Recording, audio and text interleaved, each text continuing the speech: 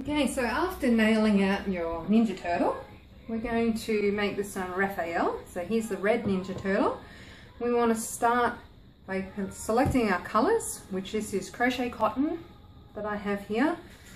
This is a four thread, and this is a 2 thread that I'll be using for his tongue. Okay, so first I want to start with what would be under. So this is what's classified as behind his head, and we're going to layer it so his head looks like it's in front of the actual ties for his mask. So first off, we're just going to tie the thread. Now I'm putting it in the middle here so that once I finish one side, I will then go on to the second side using the one thread without having to recut it twice. Now I'm starting off with this one first because if you can notice, it's slightly behind this second tie here, which has got the beautiful curve to it. Okay, if I was to put this one on top, it would look funny, just basically because it's shaped wrong. Now I'm going to thread around the outside of each nail so I can create a nice curve and not forget any pieces.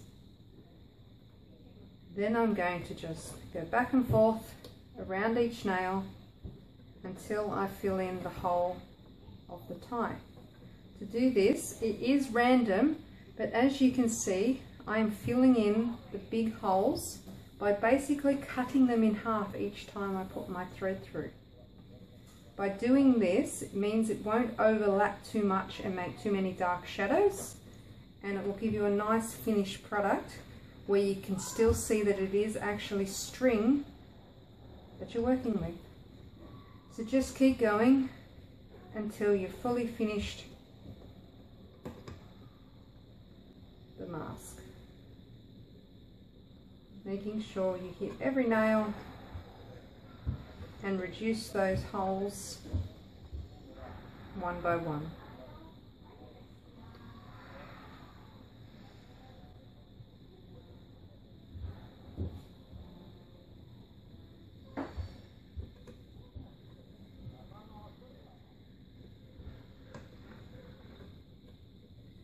Once it's thick enough, you string back over to where you first started from.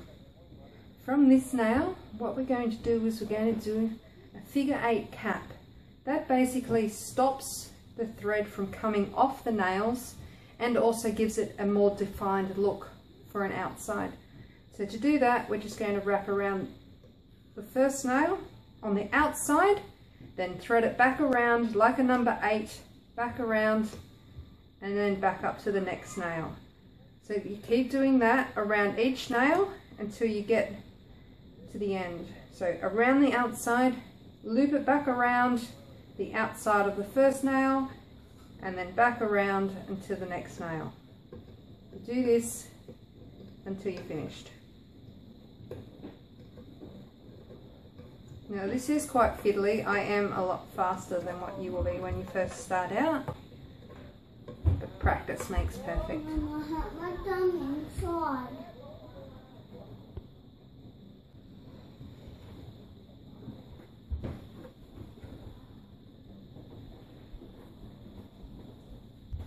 Okay, once you get to the end, we don't want to add too much extra cotton onto the bottom of this because this is where the head's going to lay over the top.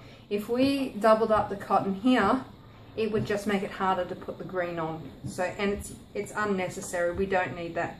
So I just strip it around to the edges, and now we're ready to move on to the second tie. Again, we're just going around the one time, the single loop around the outside of the nails. If it's a perfect circle like this, you can just go around until it creates that nice circle. But if it goes, as you can see, this wouldn't create the curve. So you need to actually make sure that you hit the nails so that it keeps on creating the curve that you need it to get. And again, back to where you started from.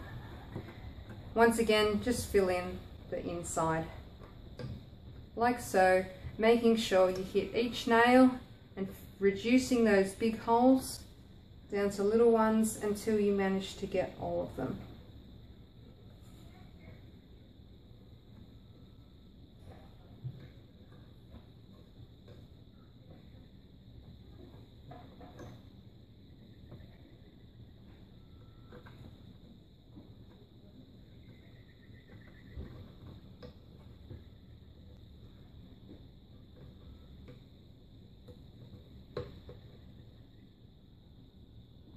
As you can see, I can do it one-handed.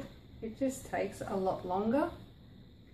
So use the two hands. Second hand can push down the nails whilst the other hand is guiding it to the next spot. Always look ahead to where you want your next string to go to so you can create new lines without overlapping old ones. Creating too many shadows or too many crosses in the center of your work, you will see it when you're done. You want to try to avoid that, just so you get an even picture at the end. There is no actual pattern. I don't like to conform to the normal, so it is random. Just try not to double up too much.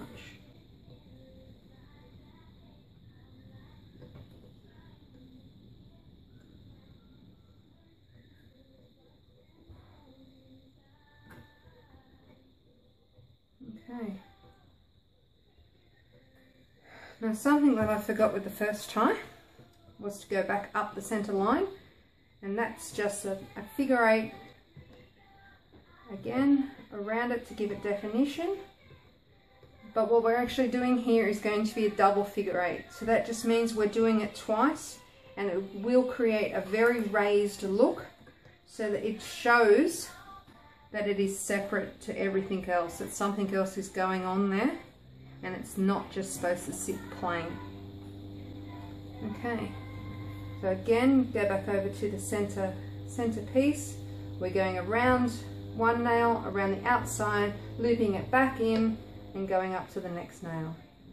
Around the outside, looping it back around, up to the next nail. And just keep doing this so you get to the end, and then we're doing it twice.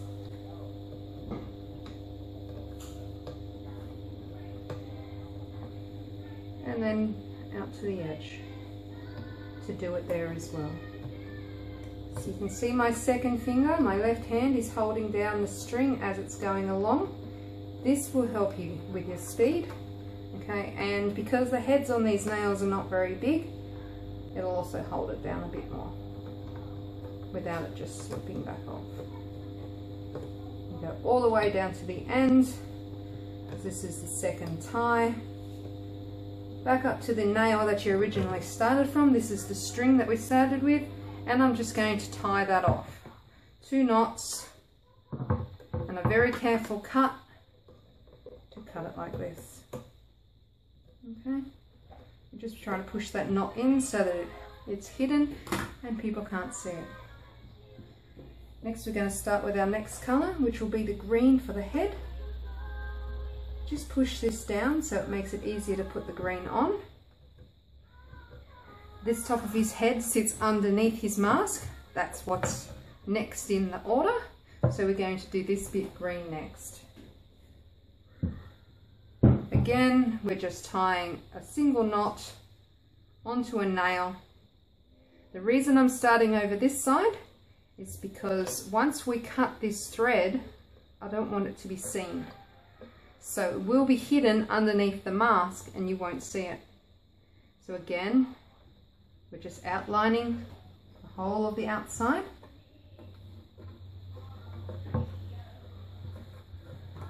Nice perfect roundness there. So we don't need to individually go along each nail. We can just go around the outside until we get to the other side of the mask.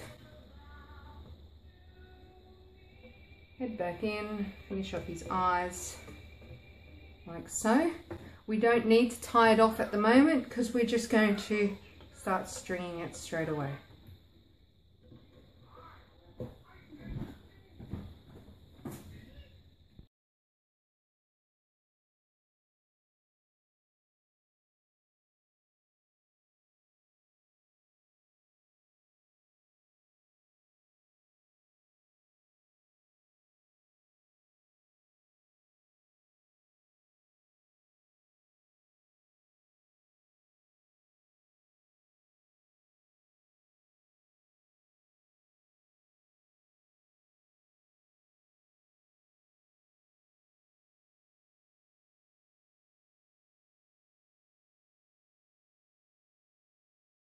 Okay, since we're finished, we just need to add some eyes.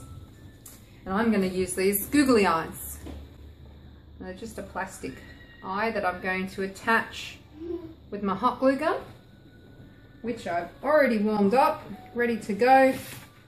Just going to put a little bit of glue on the back. Make sure you spread it out because the string is not everywhere. And then press it on to his eyes. Again for the other side.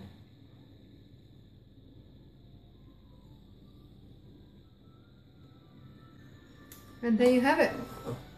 One Raphael Ninja Turtle with some, there you go, fixed his eyes up with some googly eyes, ready to hang on some lucky little kid's wall.